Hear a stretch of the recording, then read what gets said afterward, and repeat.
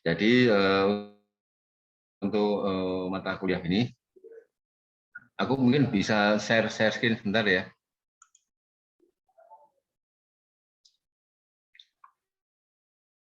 Dari iki ambil dari sudah kelihatan, Dek? Sudah, Pak.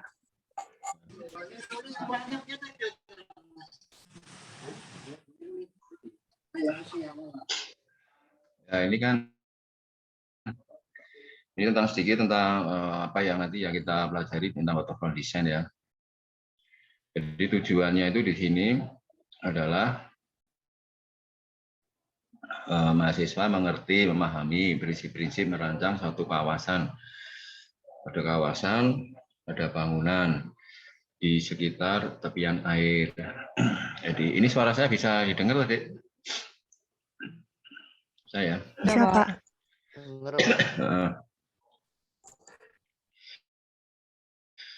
Nah, di tepian air ini bisa sungai, bisa laut, danau atau danau itu juga danau alam, danau buatan atau apapun lah. Bisa ya, intinya itu bagaimana kalau kita ada satu bangunan yang memang di satu kawasan tersebut. Jadi kira-kira kita harus bersikap seperti apa, secara teknis seperti apa, terus kemudian secara dari sisi lingkungannya harus bagaimana, secara peraturan, kemudian dari sisi kaidah-kaidah arsitekturnya seperti apa dan sebagainya. Jadi nanti pada prinsipnya akan berkutat di sekitar itu. Nah, kemudian kemarin saya ngirim itu, saya kemarin ngirim file itu ya, Dek ya, yang tentang Solo itu ya. Iya, Pak, benar. Nah, jadi kan ya kebetulan ini banyak yang di Solo atau ada yang di luar Solo juga? Atau masih banyak yang di Solo atau sebagian masih di luar ya?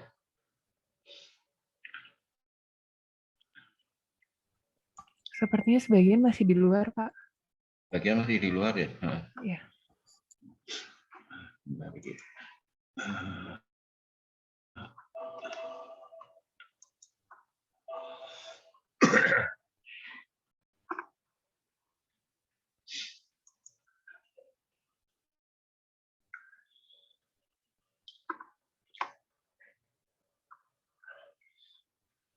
Jadi nanti kan target kita satu tentang apa tuh yang waterfront, tentang pengertian waterfront, kemudian tipe-tipe pengembangan tipe waterfront, kaitannya dengan pertemuannya antara dengan badan air dan segala macam aktivitasnya ya. Jadi nanti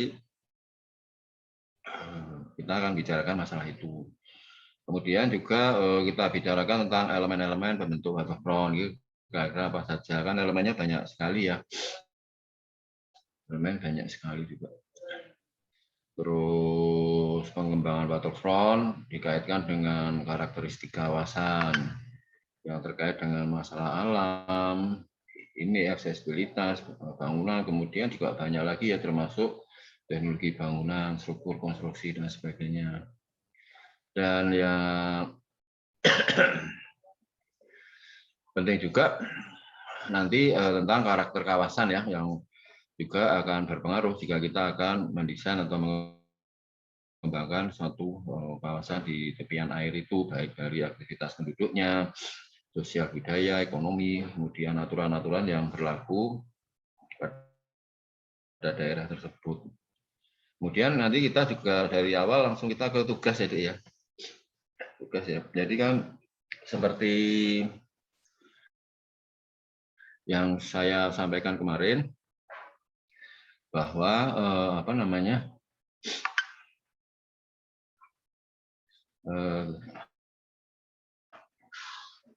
kemarin kan saya ada share masalah artikel itu ya. Kemarin udah baca ya sebagian deh ya.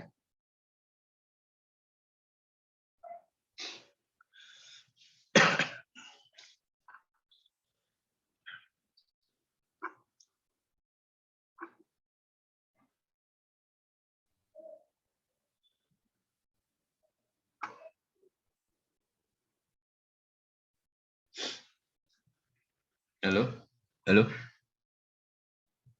halo. Sudah, Pak. Dengar nggak? Kedengaran, Pak. Ya. Suara saya bisa Bisa, Pak. didengar deh. Lagi sorry aku kameranya tak pakai ke. Aku bentar. Jadi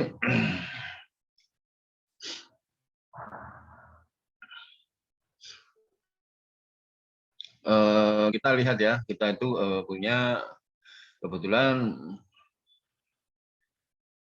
Solo, kebangkitan ekonomi Solo pasca pandemi ini, itu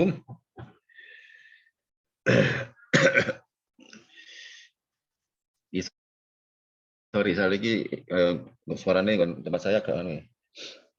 Jadi aku rada nyedak. Jadi di pasca pandemi ini ekonomi Solo akan diangkat melalui budaya, dan budaya memang di situ salah satu yang diangkat adalah tentang IKM ya, industri kecil khususnya tentang budaya. Kalau di Solo tentang industri kecil itu memang nggak bisa lepas dari dunia perbatikan. Kemudian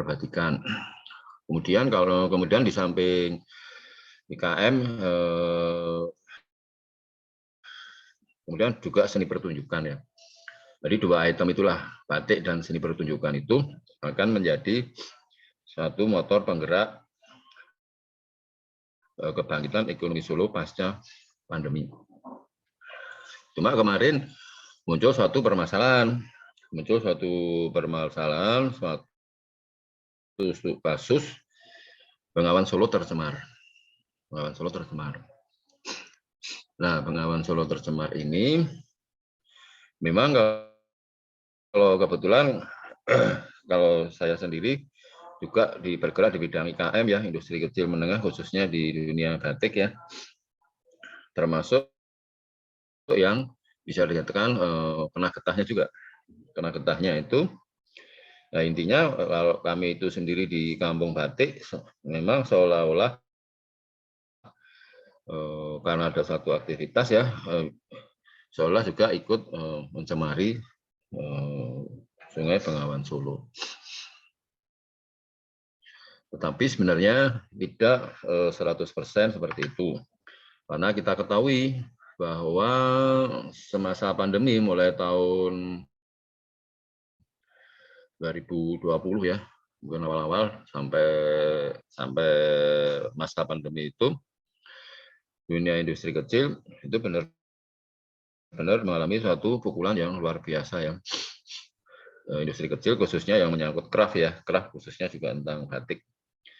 Sehingga di situ sebenarnya proses industri pun juga relatif sangat berkurang. Bisa dikatakan proses industri kreatif khususnya juga industri batik itu mengalami penurunan hampir 80%.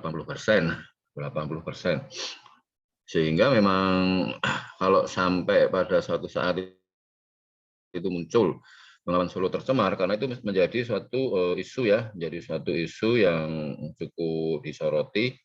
Nah itu kira-kira sumbernya dari mana? Nah ini kan ternyata pada waktu kita bicara tentang pencemaran, tentang masalah penataan sungai, penataan air dan sebagainya, kita nggak bisa bicara di satu titik aja. Jadi bicaranya memang bisa dikatakan harus dari hulu sampai hilir. Nah kebetulan pada waktu itu juga sudah kami juga ada sedikit klarifikasi, kemudian kami sedikit memberi informasi mengenai kondisi seperti itu. Aktivitas kami itu kebetulan ada media melalui media televisi ya pada waktu itu, kalau nggak salah Metro TV, bahwa jadi memang nggak bisa istilahnya itu penyebab pencemaran itu hanya di satu titik, tapi ini mesti terkait satu dengan yang lain. Dan kita ketahui bahwa Bengawan Solo kan merupakan salah satu ikon Solo yang luar biasa ya, namanya sudah melegenda menjadi lagu karangannya almarhum Bapak Gesang ya. Dan selama ini memang belum banyak diolah untuk menjadi suatu menjadi ikonnya Solo ya, menjadi ikonnya Solo. Dan padahal itu melintas, bisa dikatakan mulai dari selatan sampai utara itu sudah berapa kilometer itu. Maka nanti salah satu tugas yang akan menjadi fokus kita adalah bagaimana menata tepian Bengawan Solo, khususnya yang masih di daerah Surakarta ya. Karena kita ketahui bahwa di Solo bagian utara itu kan juga ada satu daya tarik juga. Di sana ada apa namanya, kebun binatangnya Pak Dik, namanya Pak Dik? Halo, Juruk ya, Satwa Taru apa Juruk ya?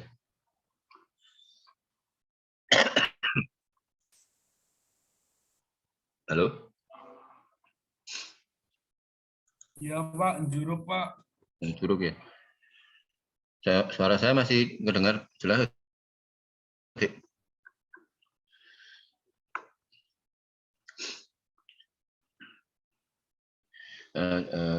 Juruk. Ya. Kemudian ada juga di sana ada Teknopark, ada apa dan sebagainya. Kemudian di selatan itu ada nanti satu titik juga ke depan akan menjadi salah satu aset wisata juga, yaitu di sana di selatan itu ada satu titik yang di daerah Semanggi itu ada yang namanya sentra IKM Kreatif Semanggi Harmoni.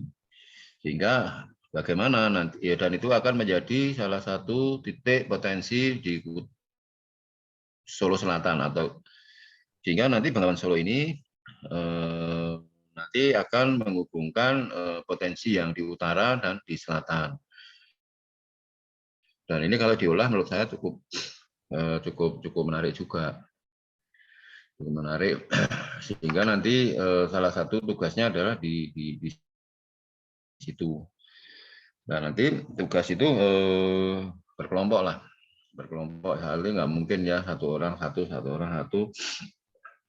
Nanti kita bagi-bagi daerah-daerahnya. Jadi nanti di kuliah keempat mungkin sudah kita kasih tugas dan pembagian kelompok ya, kelompok tugas.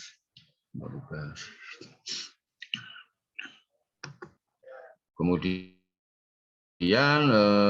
juga ada waterfront ditinjau dari kebijakan-kebijakan, peraturan-peraturan, terus juga khususnya juga tentang kaitannya dengan sejauh mana penerapan nilai-nilai Islam khususnya Islami, khususnya tentang ramah lingkungan.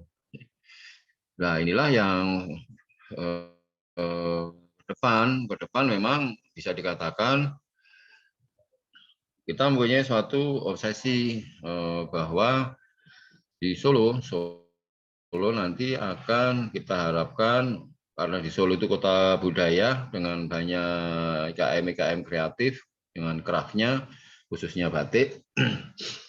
Nanti bagaimana IKM atau Solo itu menjadi pusatnya IKM khususnya batik yang ramah lingkungan di Indonesia.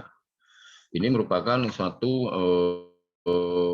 satu keinginan, cita-cita, dan kebetulan pada waktu itu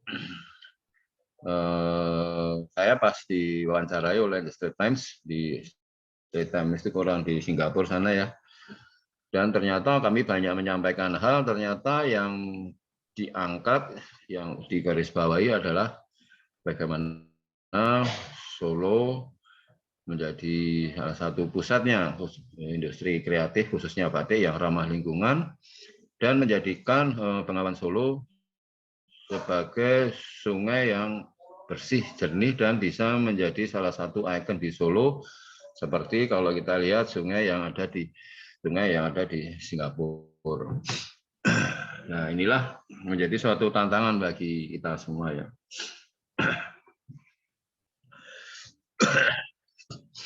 Nah, di situ juga untuk kawasan itu juga bisa kaitan dengan perumahan, dengan apartemen, resort, perkantoran, apa dan sebagainya, atau yang mixed use.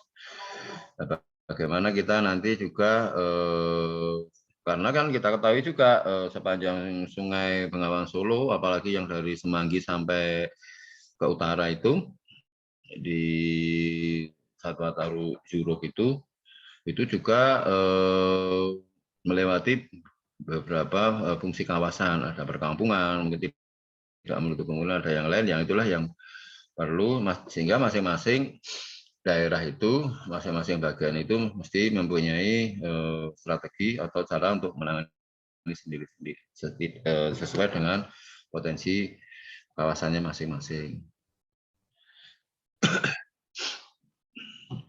Dan nanti juga setiap kuliah juga kalau itu nanti sudah ada tugas, kita buka juga dengan konsultasi tugas. Mungkin dari apa yang saya jelaskan ini ada yang ditanyakan dulu. Halo.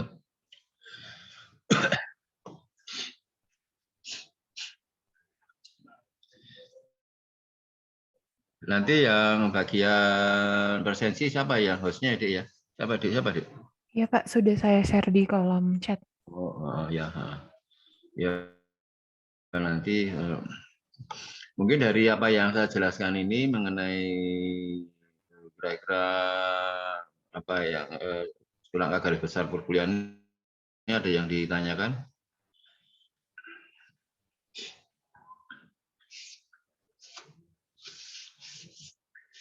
Nah, juga nanti misalnya ada kelompok tugas ya, kelompok tugasnya itu saya tentukan atau Anda tentukan sendiri. Nah, itu enaknya seperti apa, mohon dirembuk bersama, Dek ya. Itu kalau jumlahnya mungkin sekitar 50-an, satu kelompok kemungkinan 5 orang.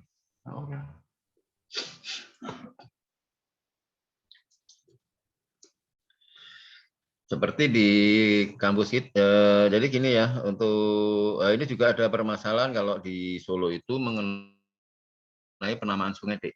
Ini kebetulan kami membicarakan masalah sungai ya. Tapi sebenarnya untuk waterfront itu tidak hanya sungai, tapi juga danau, laut, dan sebagainya. Cuma sekarang ini dengan berkembangnya kawasan-kawasan perkotaan, sungai ini masih menjadi suatu isu yang cukup strategis. Bisa saya katakan isu-isu permasalahan yang cukup banyak itu satu di sungai. Ya, kemudian baru setelah itu di perairan yang lain termasuk laut dan sebagainya. Tapi bukan berarti nanti kita hanya bicara masalah sungai. Jadi masalah tapi nanti memang apa tugasnya ke masalah sungai ini, karena memang ternyata dengan tumbuh kembangnya pemukiman di perkotaan ini, sungai itu menjadi satu permasalahan yang cukup serius. Seperti di Solo ini juga ada perbedaan nama sungai. Jadi ini nanti juga suatu saat nanti juga akan saya tampilkan kira-kira potensi sungai yang ada di Solo menurut data yang disampaikan oleh Kementerian PUPR. Kadang-kadang nama itu juga berbeda-beda ya. Seperti sungai yang melintas di kawasan kami itu aja ada yang menamakan itu Sungai Jenes. Tetapi kalau di daftar resminya di Kementerian PUPR itu Sungai Promulung. Nah, sehingga ada juga yang ada satu misalnya satu berita misalnya Sungai Jenes mencemari lah. Tapi masyarakat tahunya Sungai Jenes itu adalah yang melintas di tempat kami. Ya ini kan perlu ada satu persamaan persepsi juga tentang nama-nama dan sebagainya. Kalau Solo sekarang kan baru membangun pintu air ya yang di utara itu pintu air, dan di kawasan pintu air itu nanti juga jadi pada waktu Anda nanti melewati menata kawasan tepian Bengawan Solo juga akan melewati kawasan pintu air. Dan di kawasan pintu air yang di utara itu nanti termasuk yang akan dijadikan suatu area rekreasi.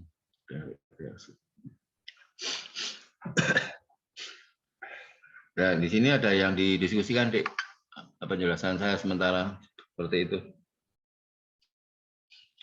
Nanti kalau materi dalam bentuk PDF nanti akan saya share lewat koordinator kelas ya, Dik ya. Ini dibagi satu kelas saja atau dua kelas? Satu kelas saja ya? Ya sekitar 40 sampai 50 tadi. Iya, Pak. Nanti materi tak share ke koordinator ya, untuk dalam bentuk PDF. Mungkin ada yang ditanyakan, Dik? Atau usulan-usulan, gagasan atau seperti apa?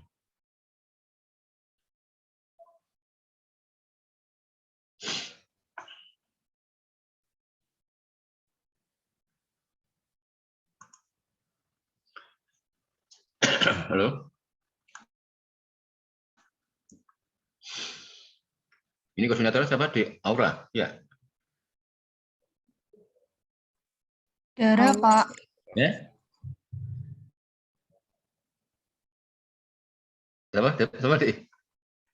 Saya Pak Dara. Oh, daerah. Oh ya, sorry ya. Oh, ini. Mungkin di daerah ada usulan atau gagasan atau apa atau ide atau mungkin yang lain juga. Mungkin untuk sekarang belum ada, Pak. Ya?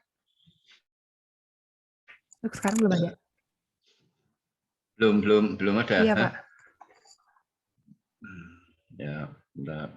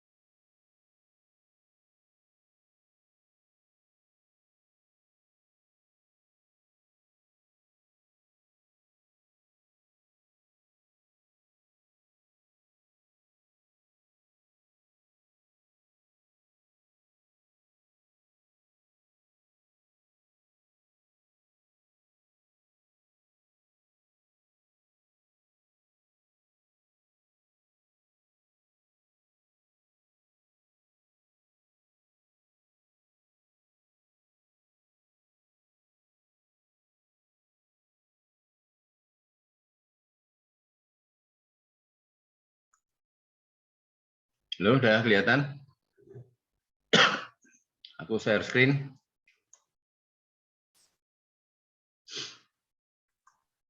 Sudah, ya, Pak. Iya. Ini pengertian waterfront secara singkat ya.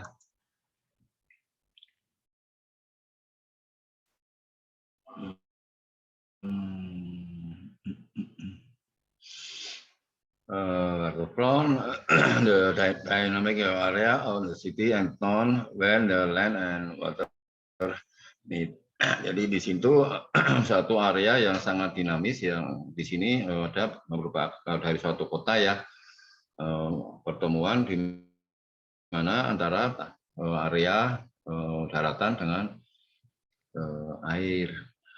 Ya, di situ macam-macam tadi yang seperti saya jelaskan tadi,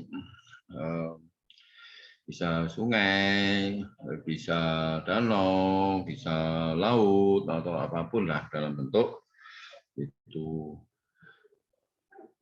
atau tanah atau tepi sungai, pelabuhan atau tanah semacam itu di sebuah kota dengan dermaganya. Jadi ada yang mengatakan itu khususnya tentang pelabuhan, tentang tepi. Jadi intinya itu suatu kawasan yang berbatasan dengan air.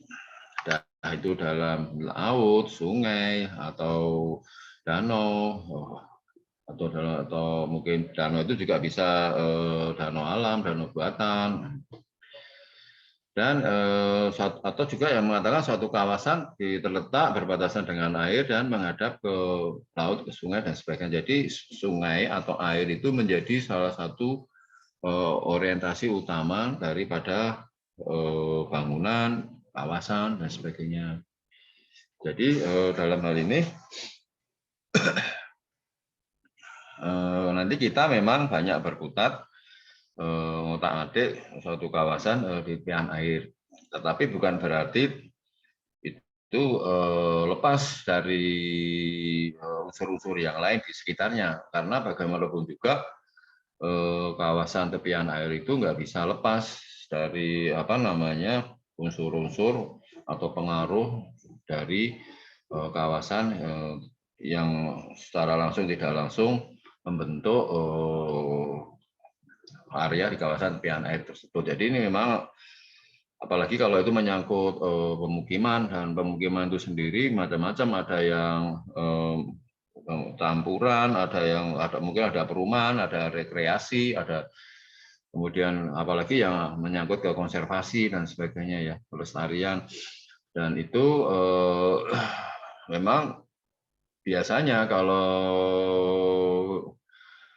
orang mau membangun di suatu kawasan tepian air, tetap atau entah dimanapun, kalau orang membangun itu biasanya sangat terkait dengan peraturan yang berlaku di daerah tersebut, dan masing-masing peraturan daerah, peraturan kawasan, RT RW-nya itu juga masing-masing daerah berbeda-beda karena kondisi dan letak geografisnya juga berbeda-beda.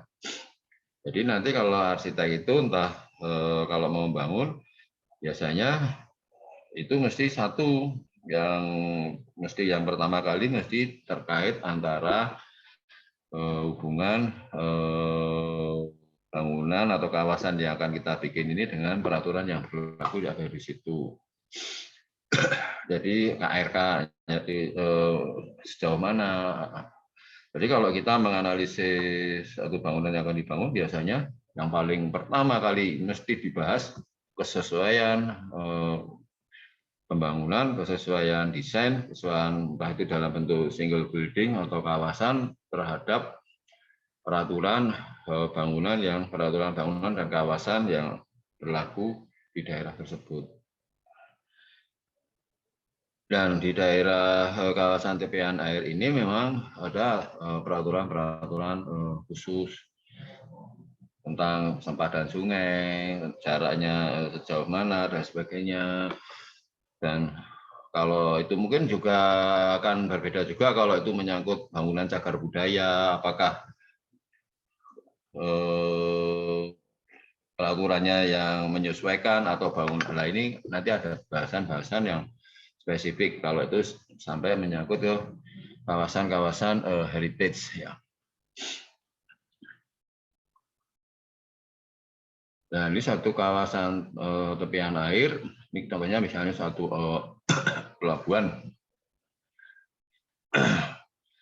atau kawasan tepian sungai, di mana memang seperti ini kan orientasinya juga orientasi ke arah laut. Jadi ini kebetulan satu kawasan pemukiman di tepian sungai, Kemudian ini juga satu pelabuhan ya. Kebetulan ini di satu daerah di Afrika Selatan.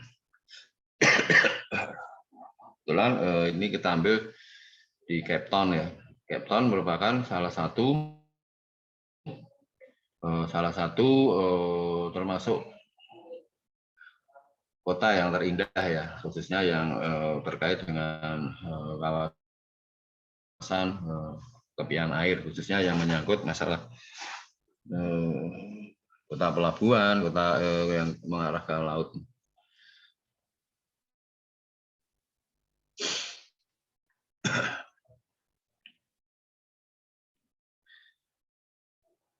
Nah, kemudian kalau ini kita lihat di tepi sungai ya, tepi sungai, ini tepi danau, kemudian ini danau buatan, ini danau alam, kemudian ini di sungai, kebetulan ini kita ambil dari di sungai, di tepi sungai di Malaka.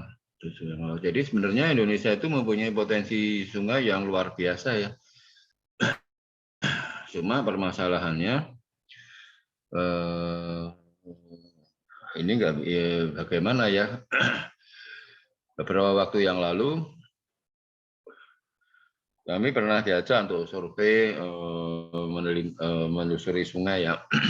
Sungai itu ya ada satu permasalahan. Biasanya permasalahannya itu ada di masalah pencemaran. Kemudian masalah keberadaan airnya itu sendiri, stabilitas air. Kadang-kadang kalau di musim kemarau itu kering, ada airnya, tapi kalau musim penghujan banjir dan sebagainya. Jadi ini memang nggak bisa, penyelesaiannya itu hanya satu titik ya, itu antara hulu sampai hilir, di mana kita harus mempertahankan daerah resapan air dan bagaimana kita juga menangani masalah tepian sungainya, daerah resapan air tepian sungai. Dan salah satu sebenarnya kita punya satu ada juga tumbuh-tumbuhan yang menurut saya cukup bagus, yaitu bambu. Bambu itu termasuk bambu-bambu di tepi sungai itu termasuk satu tumbuhan yang cukup bagus untuk menyerap air. Sehingga apa? Kalau tanggul-tanggul itu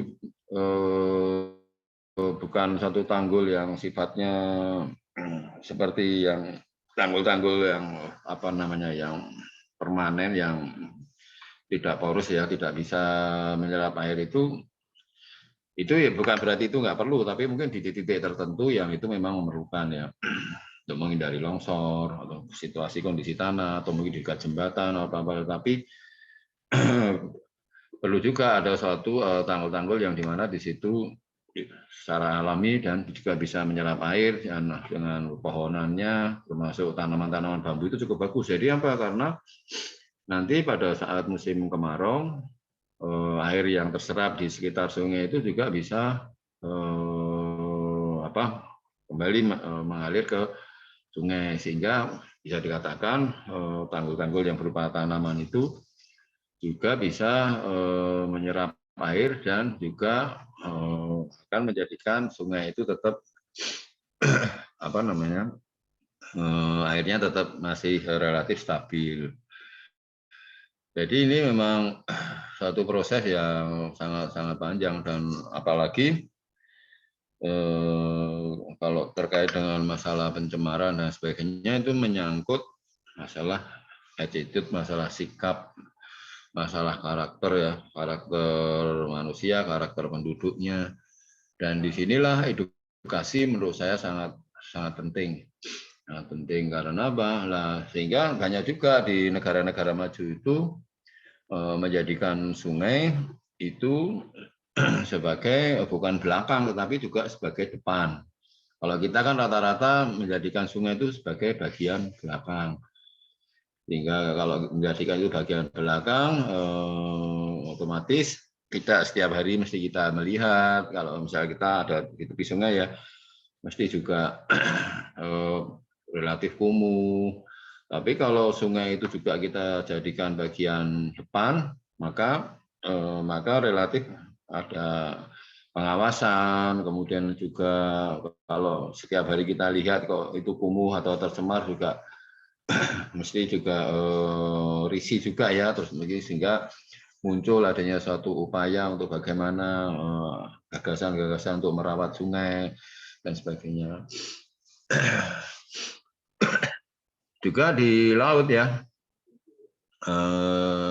di laut itu permasalahan kita bagaimana mengatasi rob air yang kadang-kadang pasang. Nah, jadi memang ini semua itu sebenarnya kalau terkait dengan masalah laut dan sebagainya itu juga menyangkut masalah kondisi iklim secara global ya, secara global. Dan bagaimana cara pengaturan ya juga ini pengaturan penataan pemanfaatan air tanah. Nah ini kadang-kadang itu juga ada kalau kita mau mendirikan bangunan, apalagi untuk bangunan-bangunan yang besar, mesti ditanyakan dari mana mendapatkan air bersihnya. Kalau dari air tanah jauh mana supaya air tanah itu juga tidak mengganggu kondisi lingkungan sekitarnya. Banyak juga di kota-kota besar itu anunya sudah turun ya, kemudian terjadi infiltrasi air laut masuk dan sebagainya. Jadi ini sebenarnya memang kalau terkait dengan masalah lingkungan seperti itu banyak pihak yang terlibat. Tapi minimal nanti dengan adanya masalah konsep di waterfront ini, minimal kita bisa sedikit atau minimal merespon lah tentang bagaimana kalau kita kebetulan pas mendapat project atau mendapat satu tugas atau suatu untuk pengembangan kawasan di tepian air.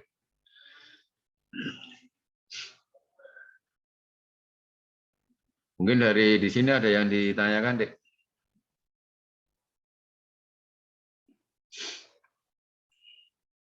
Ini kebetulan kemarin juga pas di Palembang itu ya, di Kampung Kapitan, di Kampung Al-Munawar, di situ juga ada satu perkampungan heritage ya di tepian sungai. Dari ini nanti bisa dipelajari titik awalnya di mana. Jadi memang kota-kota atau perkampungan kuno itu banyak di tepi sungai ya, karena apa? Karena memang sungai itu dulu merupakan suatu jalur transportasi utama, karena memang jalan darat belum ada, sehingga biasanya kawasan-kawasan heritage itu muncul di tepi laut, tepi sungai dan sebagainya, karena memang jalur air itu merupakan jalur transportasi utama.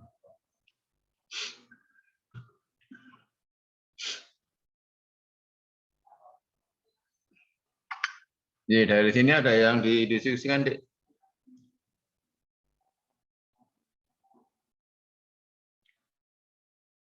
Halo? Pak, izin bertanya. Kira-kira kalau di Indonesia itu tantangan yang sekiranya menghambat buat untuk perbaikan atau desain tepian air itu di mana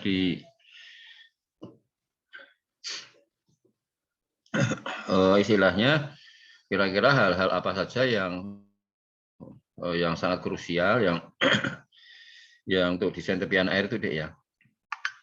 Iya, Pak. Jadi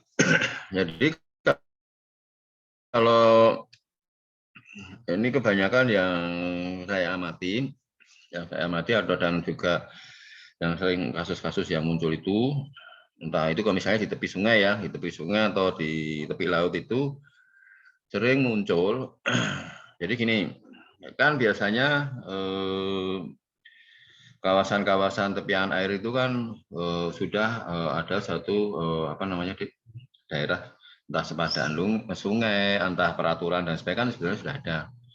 Nah, kemudian yang sering terjadi itu kadang-kadang kita tidak disiplin ya, sehingga tidak disiplin itu sering muncul satu permukiman. Sebenarnya kan daerah tersebut kan nggak boleh dibangun ada satu bangunan permanen, apalagi di cover oleh suatu sehingga akan mengurangi daya fungsi daripada sempadan sungai tersebut atau dari pantai dan sebagainya, sehingga sering muncul adanya muncul pemukiman liar. Nah, jangan lupa bahwa pemukiman tersebut itu kan ada aktivitas manusia.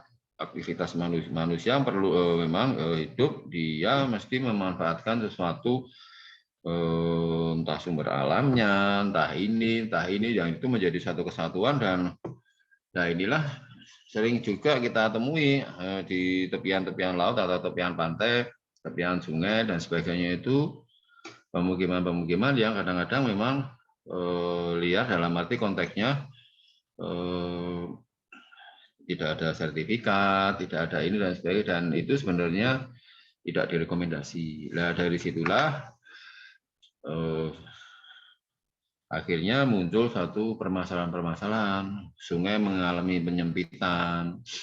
Nah, kemudian banyak sekali. Jadi menurut saya kalau di tepian sungai rata-rata seperti itu, di mana dia manusia melakukan aktivitas kehidupan, akhirnya membuang limbah ya. Limbah itu macam-macam, bisa limbah cair, bisa limbah padat dan sebagainya. Apalagi kalau di kawasan-kawasan tersebut muncul industri, walaupun itu industri rumahan. Nah inilah menurut saya edukasi itu sangat penting. Jadi edukasi itu kemarin beberapa waktu yang lalu ya, saya itu kan baru diskusi tentang masalah budaya dan kebetulan budayawan itu dari berbagai macam ilmu, kemudian juga dari berbagai macam daerah, mulai dari Papua, mulai dari Aceh, mulai dari ini dan sebagainya. Nah, kadang-kadang di tempat kita ini masalah edukasi itu masih terkotak-kotak. Kotak-kotak, kamu IPA, ini IPS, ini. Nah, memang ini terkait dengan materi pembelajaran ya. Kalau sekarang kan sudah banyak juga sekolah-sekolah alam, homeschooling yang memperhatikan sekolah-sekolah alam, di mana di situ mulai dari kecil disampaikan edukasi bagaimana memelihara lingkungan, bagaimana kebersihan, dan ternyata itu sangat-sangat penting sekali. Sehingga kami itu mengalami sendiri masalah pencemaran itu sudah hampir 17 tahun, kalau kami juga belum bisa istilahnya secara tuntas untuk ikut berpartisipasi secara bagus ya. Karena apa? Karena kita juga tidak bisa mengandalkan adanya peraturan pemerintah, kemudian sanksi-sanksi yang berlaku. Tetapi setelah kita pelajari ternyata yang cukup penting adalah masalah edukasi membentuk sikap. Nah, edukasi membentuk sikap inilah sebenarnya yang mulai seharusnya dari kecil, dari harus di. Nah, inilah bagaimana kita akan nggak mungkin membuang sampah sembarangan, mesti di tempat yang benar, terus menyayangi, memelihara alam. Ini udah jadi sebenarnya sangat kompleks ya. Tapi kalau yang seperti Anda tanyakan tadi adalah munculnya hal-hal yang memang di luar dari peraturan-peraturan yang telah ditetapkan. Ini bisa dipahami, Dik? Bisa, Pak. Halo? Nah, juga kita melihat seperti kalau negara tetangga ya, negara tetangga itu misalnya ya bukan berarti kami membandingkan ya, Misalnya di Singapura ya, atau mungkin yang agak sedikit jauh lagi, misalnya kita ke Jepang. Jangan kita ke Jepang aja, kita itu mencari bak sampah itu aja sulit. Tetapi apa? Penduduknya itu sudah sadar, dia kalau membuang sesuatu dia sudah bawa anu sendiri, nanti akan dibuang di titik-titik tertentu. Jadi kita akan membuang sampah di jalan gitu aja rasanya itu baru masalah sampah ya, belum yang lain-lain. Jadi ini menurut saya kesadaran edukasi ini sangat penting. Dan salah satu sarana dan prasarana untuk edukasi ini adalah bagaimana menjadikan air ini sebagai kawasan air ini sebagai sahabat kita, dalam arti kita sahabat dalam arti bagaimana kita juga bisa menghargai, kita bisa memelihara, kita bisa juga menjadikan itu juga sebagai potensi yang bisa kita angkat untuk menjadi satu daya tarik tertentu, bisa menjadi aset wisata, bisa untuk edukasi dan sebagainya. Sehingga tidak menutup kemungkinan nanti pas Anda bikin tugas penataan kawasan tepian air Bengawan Solo itu bisa juga itu kawasan itu dijadikan suatu kawasan wisata kreatif untuk rekreasi dengan konsep wisata kreatif.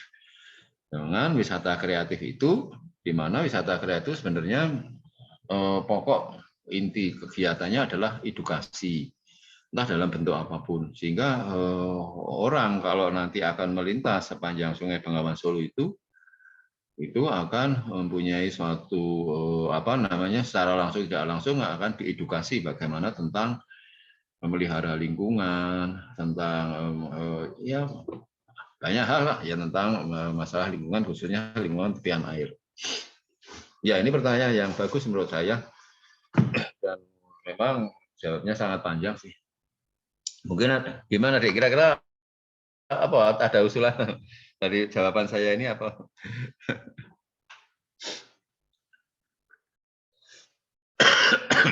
Halo, gimana? Iya Pak, udah cukup jelas. Mungkin nanti kalau ada yang ingin ditanyakan lagi, saya tanyakan. Terima kasih Pak. Ya, sama-sama Dik. Mungkin ada yang lain? Maaf ya, aku rada titik.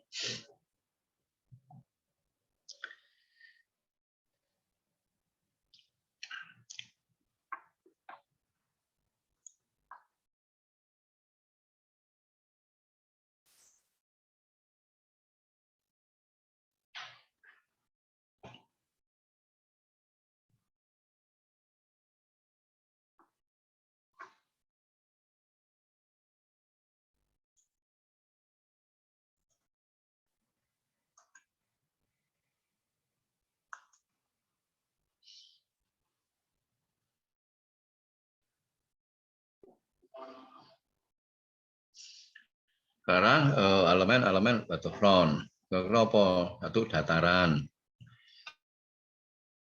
Ini menurut Pak Samsudin Junidin tahun 2017. Dataran satu kawasan tanah atau pesisir yang landai dan langsung berbatasan dengan air. Merupakan tempat berjemur atau duduk di bawah teduhan pohon kelapa atau jenis pohon yang lain sambil menikmati pemandangan perairan. Jadi ada satu dataran. Ini salah satu elemen ya, elemen kawasan tepian air itu dataran.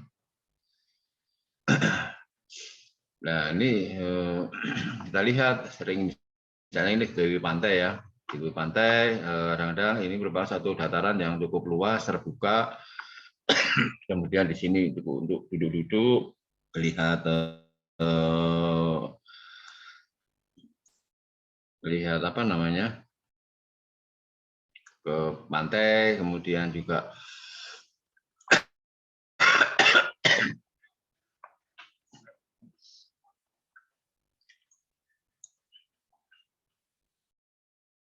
untuk aktivitas yang lain bisa untuk apa sih, untuk ya macam-macam lah. Jadi salah satu adalah dataran.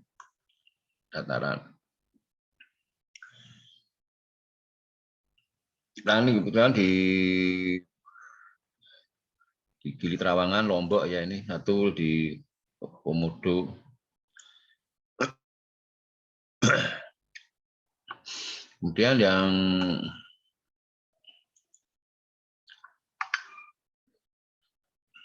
ini juga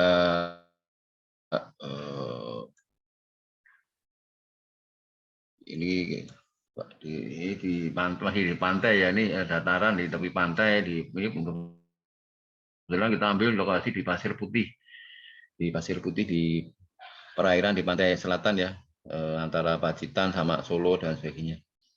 Jadi sering sampai itu juga jelajah pantai, kemudian ya sambil melihat ya potensi-potensi yang ada dan ya ternyata untuk daerah-daerah di selatan Jawa itu sendiri ya, itu pantainya sebenarnya cukup bagus ya dan indah-indah ya. Dan sekarang memang bisa dikatakan hampir sudah kebanyakan di daerah-daerah tepian pantai itu sudah banyak juga yang dikapling-kapling milik ya, pribadi juga ya. Ini satu dataran. Ya tinggal mau dipakai apa, sejauh mana nanti peraturan yang diperbolehkan, sejauh mana, berapa meter, berapa jarak yang dibolehkan, ada bangunan permanen ya. Kemudian ya banyak hal potensi yang bisa dimanfaatkan. Menit perkerasan di kawasan tepian air untuk berjalan-jalan atau berkendara, sepeda atau kendaraan yang tidak bermotor ya, sambil menikmati pemandangan perairan. Jadi ini kan kadang-kadang kita juga membuat satu perkerasan di tepian air, di mana permukaan perkerasan yang ada itu sedikit di atas permukaan air. Bisa dikatakan hampir sama ya. Nah ini kita kalau jalan-jalan di kawasan Gili Trawangan Lombok juga di sana ada jalan sepanjang tepian pantai itu untuk jalan-jalan, untuk kendaraan-kendaraan non vehicle dan sebagainya. Jadi memang daerah tepian pantai itu milik umum ya, milik umum. Jadi kita boleh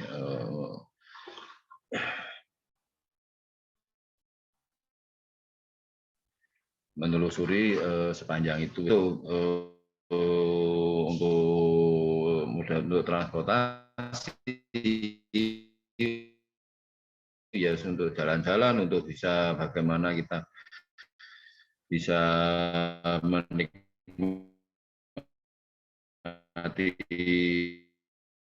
pemandangan sekitarnya dan sebagainya ya, dan juga sebagai perlengkapan kawasan. Macam-macam, ada yang berbentuk tadi ada yang aspal, kemudian ada yang berbentuk batuan, ada yang ditata dengan, ini kan tergantung daripada desain daripada desain kawasan tersebut ya. Materialnya pun juga bisa macam-macam. Tergantung daripada mau kita apakan kawasan tersebut, mau dijadikan fungsi apa, fungsi rekreasi atau fungsi pemukiman atau yang lain dan sebagainya.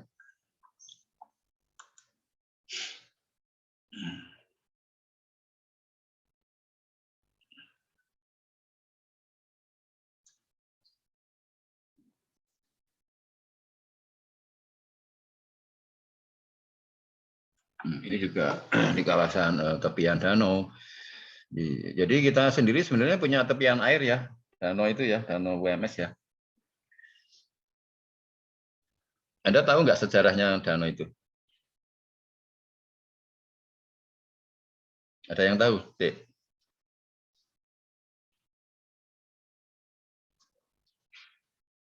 Ada yang tahu? Halo?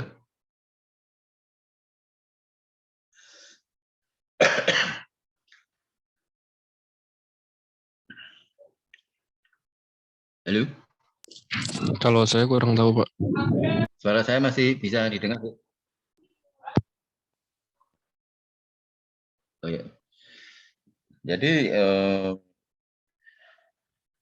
itu dulu kan rencana mau dibangun suatu gedung itu di kemudian UMS kan sudah membeli tanah, kemudian mau dibangun gedung, kemudian yang di situ kan nggak diuruk, nggak diuruk, tetapi memang akhirnya gedung belum jadi dibangun, dimanfaatkan untuk tampungan air akhirnya. Tampungan air yang akhirnya itu kan di sebelah timurnya itu kan ada aliran irigasi itu. Akhirnya dimasukkan di situ, akhirnya sampai sekarang menjadi danau UMS. Danau UMS itu sebetulnya itu juga bisa kita manfaatkan ya. Kita manfaatkan sebagai suatu area sebagai potensi penataan kawasan tepian air. Di depan kita sendiri di UMS itu kan juga ada sungai ya, tapi sejauh ini setelah kita saya amati belum ada juga yang memanfaatkan aliran sungai tersebut untuk ditata sedemikian rupa sebagai suatu potensi kawasan. Jadi masih dianggap sebagai itu suatu sungai yang melintas gitu aja, tapi itu menurut saya itu sangat potensial untuk dikembangkan. Kita tata sedemikian rupa sehingga menjadi suatu kawasan tepian sungai yang di depan UMS itu. Dan menurut saya kalau itu bisa ditata itu juga sangat luar biasa. Nah, ini juga salah satu promenade di penataan dengan tepian dengan batu. Jadi macam-macam lah. Kemudian kita lihat di perkotaan ya, ini sungai, kemudian dibuat dengan aliran-aliran tertentu, dimodifikasi. Kalau kita lihat kalau di Bandung itu kan juga ada itu satu kawasan. Kemudian kiri kanannya bisa untuk jalan setapak, jalan untuk menikmati suasana lingkungan dan sebagainya. Jadi ini termasuk satu hal yang nanti akan menjadi bahasan atau satu yang bisa menjadi bahan desain penataan kawasan tepian air atau background design. Selain itu ada perkerasan di kawasan tepian air untuk berjalan atau berkendara sepeda atau kendaraan tidak bermotor sambil menikmati pemandangan perairan, di mana posisi permukaan perkerasan jauh lebih tinggi. Jadi ini agak beda yang dengan yang tadi ya. Kalau ini agak tinggi sehingga seperti balkon.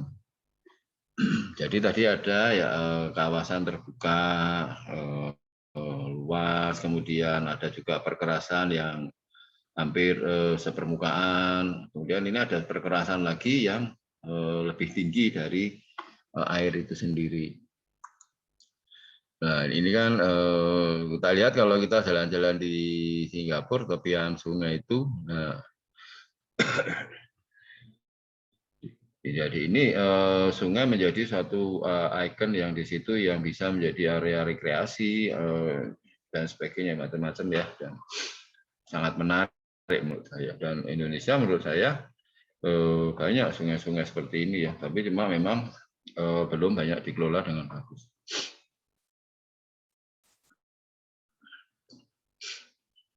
Ini masih juga di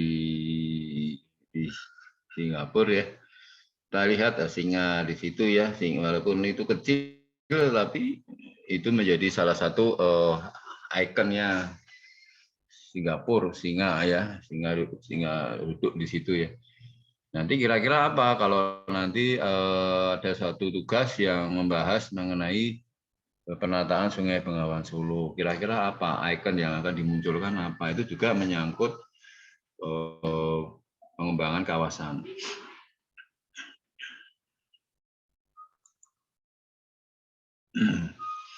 Nah, ini juga kita sering di pantai, kemudian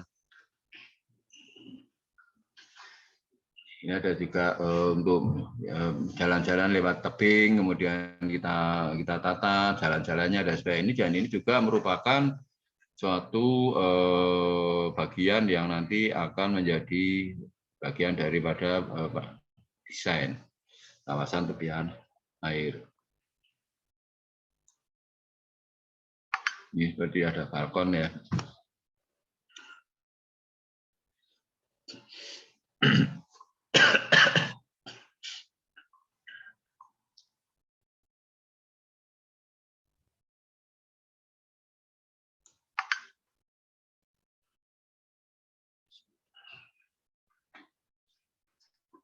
Nah, ini kemudian juga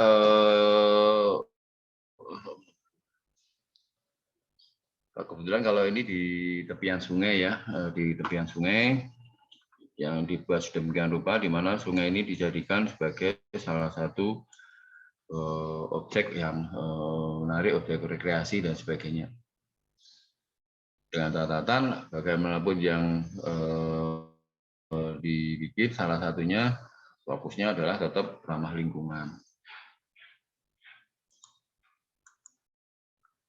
Dermaga yaitu tempat bersandar kapal perahu yang sekaligus berfungsi sebagai jalan di atas air untuk menghubungkan daratan dengan kapal atau perahu dan sebagainya. Tadi ada dermaga juga di sini. Ini pas di Pulau Komodo ya. Ini juga berfungsi sebagai sandaran kapal untuk pelabuhan dan sebagainya, dan ini termasuk juga bagian dari yang harus kita pikirkan kalau kita akan mendesain suatu kawasan tepian air khususnya di tepi pantai, yang dimana di situ juga menjadi pelabuhan untuk atau dermaga daripada kapal-kapal. Ini juga merupakan bagian daripada dari konsep waterfront design.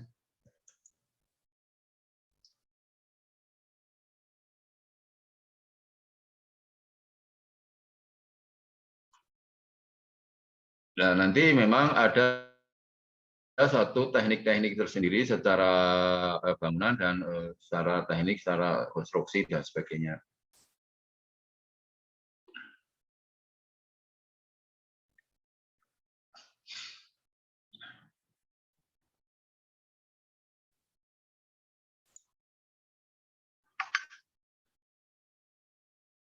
Dan dermaga pun juga berbeda-beda ya, ada pelabuhan besar, pelabuhan kecil, dan sebagainya. Dan untuk wisata, untuk perdagangan, untuk ini dan sebagainya, itu mempunyai karakter sendiri-sendiri.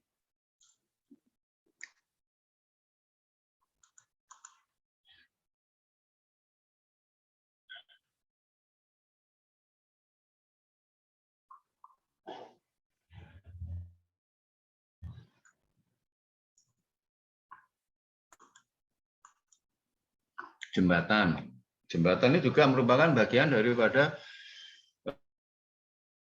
unsur yang didesain di kawasan tepian air.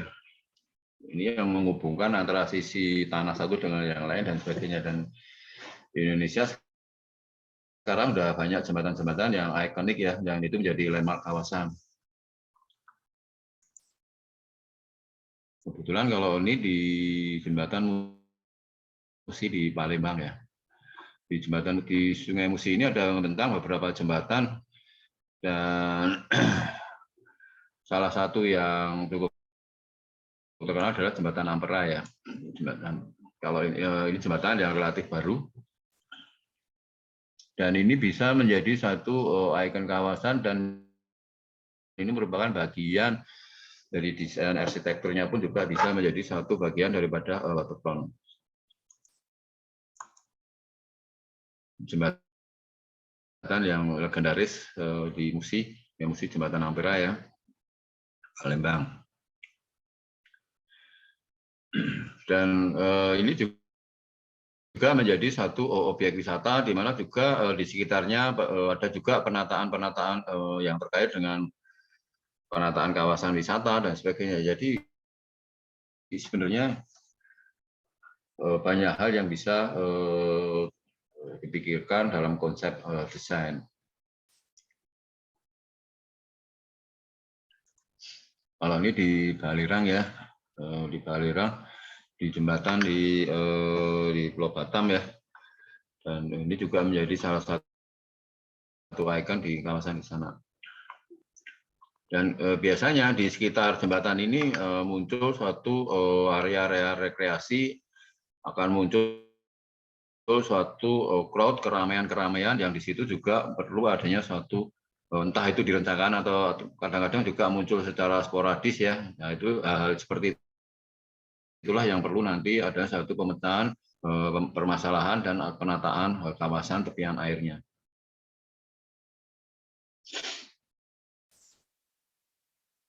Kalau ini di Solo, di Solo sekarang di Tirtonadi itu dibikin keris ya, itu sebagai salah satu ikon di sana. Kemudian di ini juga di sebelah barat terminal Tirtonadi ini juga ada di situ kawruh untuk kawruh sungai atau kawruh apa itu. Jadi itu di situ ada satu area sebagai tempat untuk diskusi, tempat untuk apa dan sebagainya yang terkait dengan masalah membicarakan masalah sungai dan air. Dan kita sebenarnya pada waktu pernah ditawari juga untuk bisa di kawasan tersebut untuk beraktivitas di situ. Kalau ini dengan jembatan kacanya ya.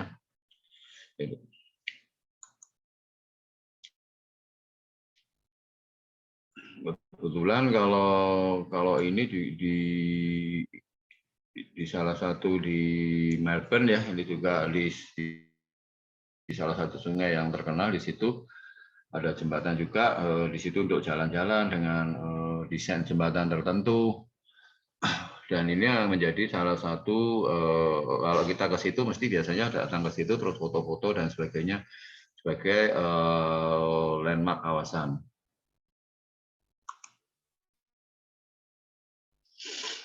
Nah, ini kebetulan jembatan kayu. Dan sebetulnya bisa juga ada jembatan bambu dan macam-macam. Dan jembatan ini bisa menjadi suatu dengan gayanya, dengan gaya arsitekturnya yang khas, bisa menjadi daya tarik dan menjadi satu ikon kawasan. Tinggal dari sisi mana kita bisa menerapkan desain-desainnya tersebut dan disesuaikan dengan kondisi kawasan yang ada.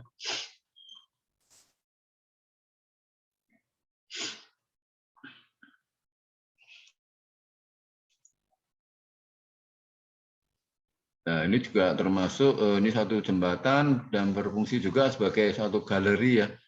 Satu galeri orang bisa jalan ke sini sambil menikmati suasana air yang di bawahnya, kemudian dia juga bisa melihat potensi melalui satu pajangan-pajangan dari galeri ini yang ditampilkan di sekeliling jembatan. Jadi ternyata memang jembatan pun bisa menjadi satu objek yang menarik untuk penataan kawasan tepian air.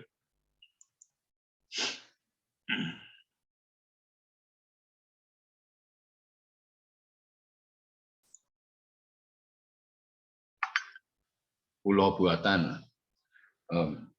Tadi ada jembatan, ada pulau buatan ini juga merupakan bagian dari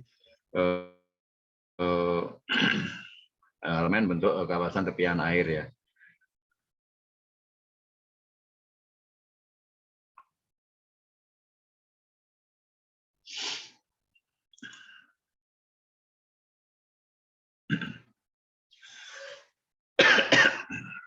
Ini beberapa contoh saja untuk pulau-pulau buatan. Jadi kalau kemarin yang ramai dibicarakan kan yang di utara Jakarta itu ya, ada pulau-pulau buatan untuk pemukiman-pemukiman tertentu dan sebagainya. Dan ini juga merupakan suatu bagian juga elemen membentuk suatu waterfront design.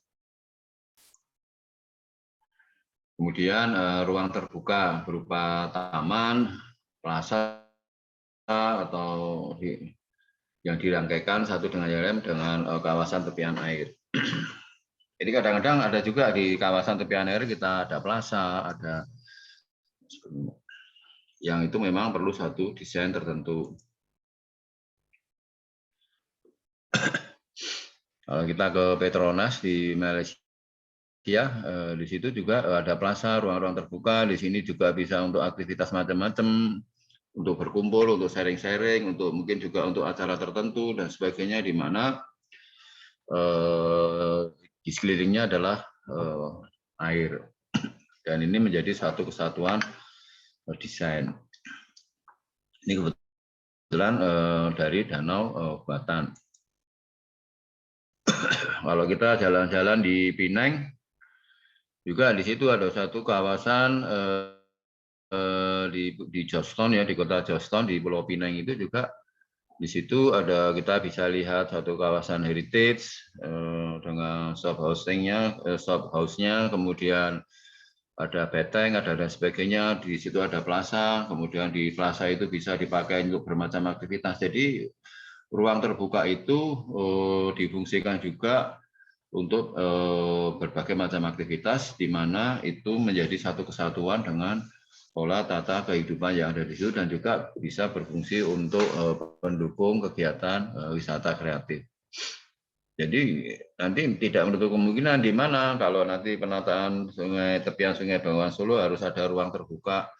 Di situ bisa untuk multi fungsi untuk ruang berkumpulnya, ruang untuk masyarakat, tapi juga bisa suatu saat bisa untuk kegiatan seni, kegiatan dan sebagainya. Di titik mana itu perlu dibuat, nah view-nya harus kemana, lah inilah yang nanti perlu menjadi satu pemikiran. Kalau kita jalan-jalan di ibu kota baru yang di Malaysia, di Putrajaya, itu juga dibuat kawasan tepian air dengan bangunannya, dengan masjidnya di tepi air dan sebagainya, dan itu menjadi satu kesatuan desain yang menarik. Kebetulan kalau ini kita lihat di Sweden, itu juga di dekat balai kota ya, di balai kota di Stockholm itu juga ada di sana ada satu kawasan heritage juga ditata, ada plaza, bisa melihat satu kawasan tepian air dengan sungai, tepian laut dan sebagainya, dan ini menjadi satu daya tarik tersendiri ya. Ini kebetulan satu halaman di balai kota itu yang sering dipakai untuk untuk penghadiah hadiah Nobel itu ya.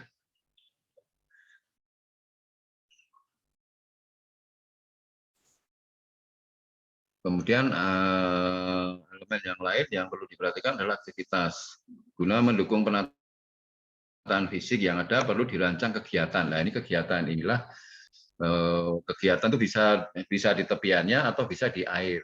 Kita sering melihat adanya pasar terapung dan sebagainya, dan macam-macam lah. Sehingga sebenarnya aktivitas ini juga termasuk yang mendukung terwujudnya untuk mendukung yang unsur penting juga dalam konteks waterfront design.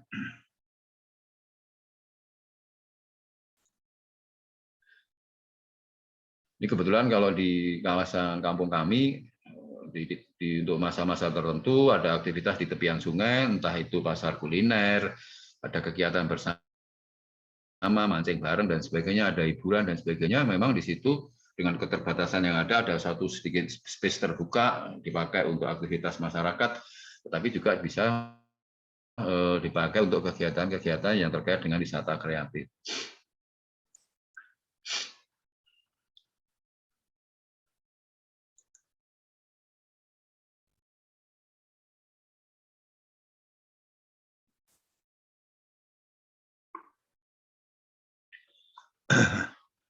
Mungkin ini yang bisa saya sampaikan untuk sesi satu ini. Mungkin ada yang bisa didiskusikan, Dek. Halo?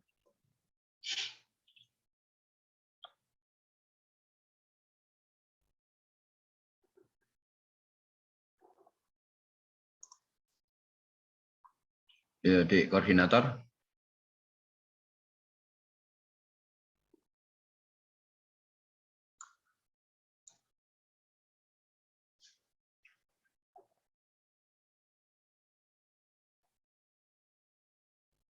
Halo, halo. Sepertinya belum ada pertanyaan, Pak. Nah, ada yang mau ditanyakan?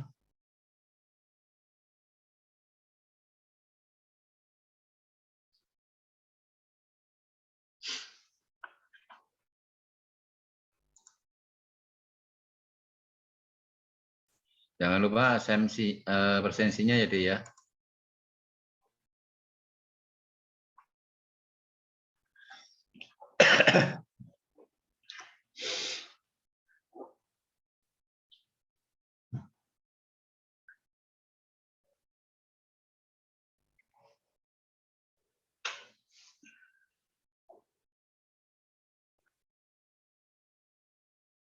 Ada yang mau didiskusikan, Dek?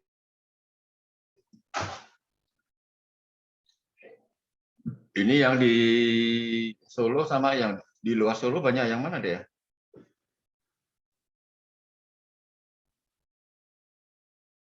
Halo?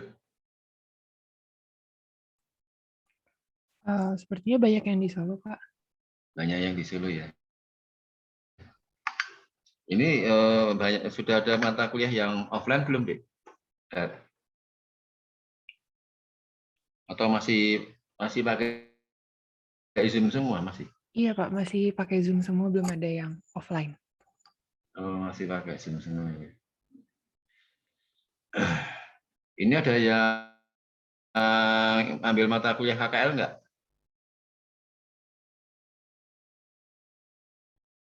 Kuliah lapangan, kuliah kerja lapangan, KKL? Ada, Pak. Ya.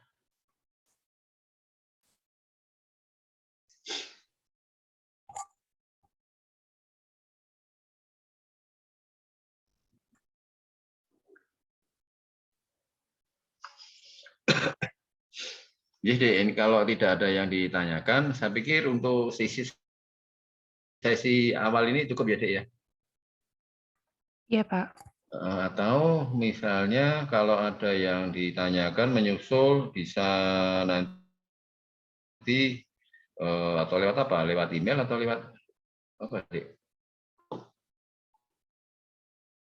Nanti koordinator saya kasih emailnya ya. Jadi kalau atau lewat apa?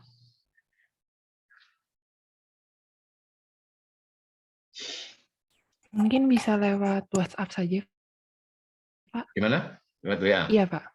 Oh ya, ya nggak apa-apa. Lewat WA nggak apa-apa. Nanti kalau ada yang mau ditanyakan atau seperti apa, semampu mungkin kalau bisa ya saya jawab. Gitu ya, Dek ya.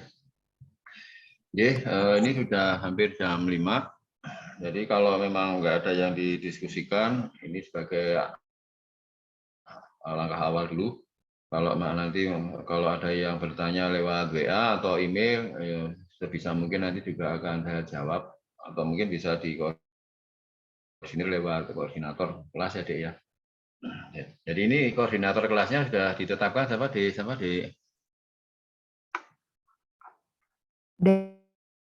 Daerah, Oh Pak. ya, oke. Jadi ya, nanti kalau ada apa-apa saya cukup menghubungi koordinator ya. Untuk informasi, untuk nanti ini materi saya share ya PDF-nya nanti lewat koordinator aja, terus nanti dari koordinator ke mana itu ya, Dek ya. Baik, Pak. Oke, saudara sekalian, saya pikir ini sudah jam 5, hampir jam 5 kurang sedikit.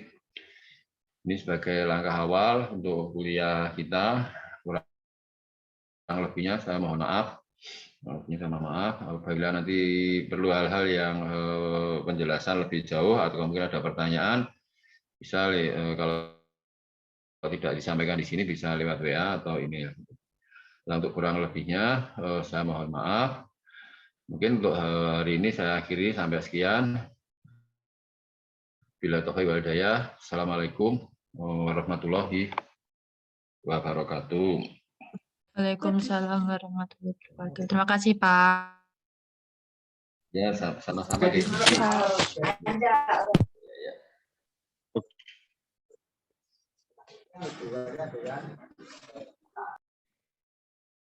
Oh, ini direkam nggak, Dek, tadi?